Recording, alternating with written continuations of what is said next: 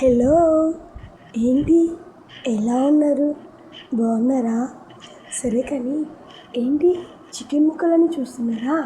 కాదండి బాబు, అవి కాకరకాయలు, చిన్న కాకరకాయలు వస్తున్నాయి కదా, ఇప్పుడు సీజన్ కదా. ఆ కాకరకాయలు అవి తీసుకొచ్చి ఉల్లిగడ్డ కారం వేసి కారం పెట్టేశాను తెలుసా. వేడి వేడి అన్నంలో పప్పు వేసుకొని కాకరకాయ నంచుకొని తింటే సూపర్ ఉంటుంది. ఎలా చేద్దామో చూసేద్దామా? ముందు గిన్నెలోకి కొంచెం మజ్జిగ, కాకరకాయలు, చింతపండు, పసుపు వేసుకుని మూత పెట్టేసి ఉడకనిచ్చేద్దాము. ఒక్క 10 నిమిషాల తర్వాత మూత తీసేసి చూసేద్దాము. చూడండి, మజ్జిగ మొత్తం ఇనికిపోయాయి కదా. చూడండి, ఇప్పుడు కొన్ని కాకరకాయలే ఉడికాయి, కొన్ని కాకరకాయలు ఉడకలేదు. సో వీటిని ఇప్పుడు ఒక్కసారి కలిపేసుకుందాము. ఇలా కలుపుకున్న ఈ కాకరకాయలని ఒక 10 నిమిషాలు లో ఫ్లేమ్లోనే వేగనిద్దాము. ఇప్పుడు ఈ కాకరకాయలకి మన టేస్ట్కి తగ్గ సాల్ట్ వేసేసుకుని ఇంకా ఉడకనిద్దాం. ఎందుకంటే సాల్ట్ వేస్తే డెఫినెట్గా మళ్ళీ కొన్ని వాటర్ వస్తాయి. ఆ వాటర్ మొత్తము ఇనికిపోయేలాగా మళ్ళీ వాటిని కలిపేసుకుని ఉడకనిచ్చేద్దాం. అంతే.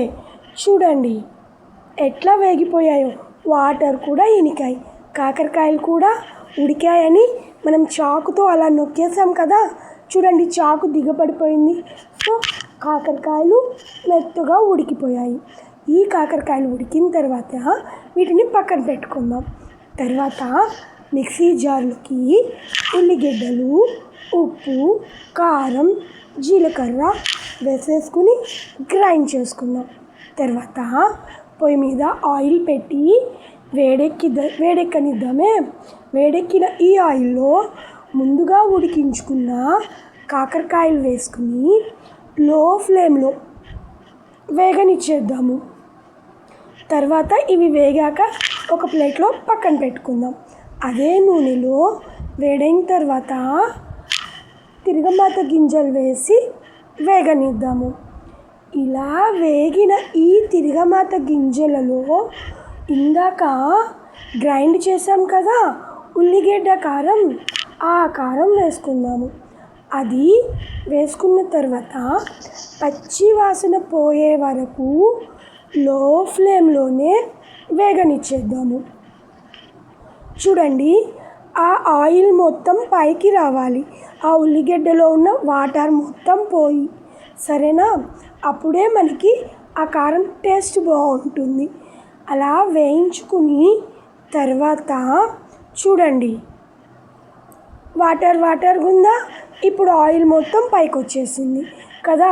వాటర్ మొత్తం పోయి ఇప్పుడు ఇందాక ఆయిల్లో వేయించుకున్న ఈ కాకరకాయలు ఆ కారంలో వేసేద్దాం. నేనైతే ఎల్లిపాయలు వేయనండి, నాకు నచ్చదు ఆ ఫ్లేవరు. మీకు ఇష్టమైతే మీరు వేసుకోండి. ఫైనల్గా కాకరకాయ కారం రెడీ అయింది. ఇప్పుడు కరివేపాకు వేసేసుకుందాం.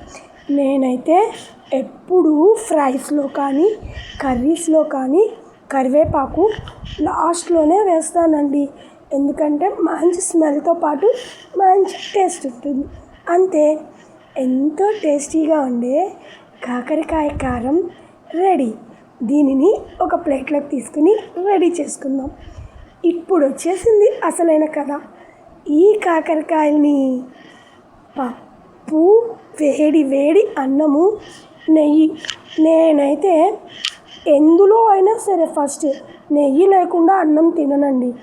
అది నెయ్యి వేసుకుని ఈ కాకరకాయ నంచుకుని తింటూ ఉంటే చాలా చాలా బాగుంటుంది. మీకు కనుక నచ్చితే లైక్ చేయండి, కామెంట్ చేయండి, సబ్స్క్రైబ్ చేయండి. Thank you.